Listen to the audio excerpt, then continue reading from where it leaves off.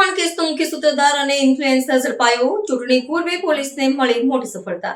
ગોધરા શહેરમાં અગાઉ થયેલા રાઇટિંગ એટલે કે હિંસક તોફાનોના કેસમાં લાંબા સમયથી નાસ્તા પડતા મુખ્ય આરોપીને પકડવામાં પોલીસ પ્રશાસનને મોટી સફળતા મળી છે.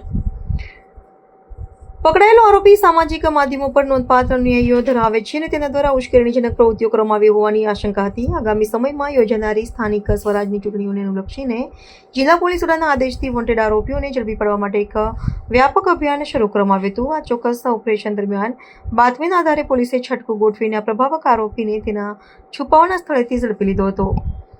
આ પોલીસ કાર્યવાહીનું વિશ્લેષણ કરતા જણાય છે કે શાંતિપૂર્ણ ચૂંટણી પ્રક્રિયા સુનિશ્ચિત કરવા માટે સામાજિક તત્વો પર અંકુશ મેળવવો અત્યંત અનિવાર્ય છે. ધરપકડ કરાયેલા આરોપીઓની વિશાળ સંખ્યાએ સૂચવે છે કે પોલીસ તંત્ર દ્વારા ભૂતકાળના વણઉકેલાયા ગુનાઓના નિવારણ માટે સઘન પ્રયાસો કરવામાં આવી રહ્યા છે.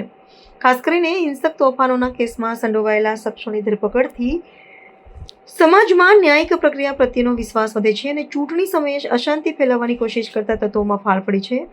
આ ઝુંબેશ દ્વારા પોલીસે શહેરના સંવેદનશીલ વિસ્તારોમાં સુરક્ષા વ્યવસ્થા વધુ સુદૃઢ બનાવી છે. કે ગોધરા બી ડિવિઝન વિસ્તારમાં રહેતો ઝાકીર અહેમદ જબા લોકોને ગેરમાર્ગે દોરી એમણે આઈ લવ મોહમ્મદ લખેલું પોસ્ટર લખેલું છે એટલા માટે પોલીસે એને માર્યો.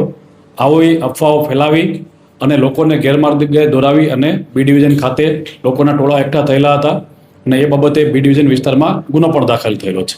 એ ગુનામાં સૌથી મુખ્ય આરોપી હતો ઝાકીર જબા. એ નાસ્તો ફરતો હતો. અમે અત્યારથી એમની પાછળ હ્યુમન સોર્સથી એની બાતમી મેળવવા માટે ટ્રાય કરી રહ્યા હતા.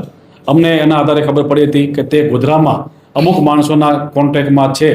તો એ માણસોને અમે વિશ્વાસમાં લઈ અને અમારા માણસોને ભિવંડી મહારાષ્ટ્ર ખાતે મોકલી એમની જે ડેલીની અવર જવર હતી એને નોકરી કરવા જવાના સ્થળની ત્યાં રેકી કરી રિક્ષા અને બાઇક લઈ અને અમારા પોલીસવાળાએ તેને આતરી અને તેને ત્યાંથી અટક કરેલો છે.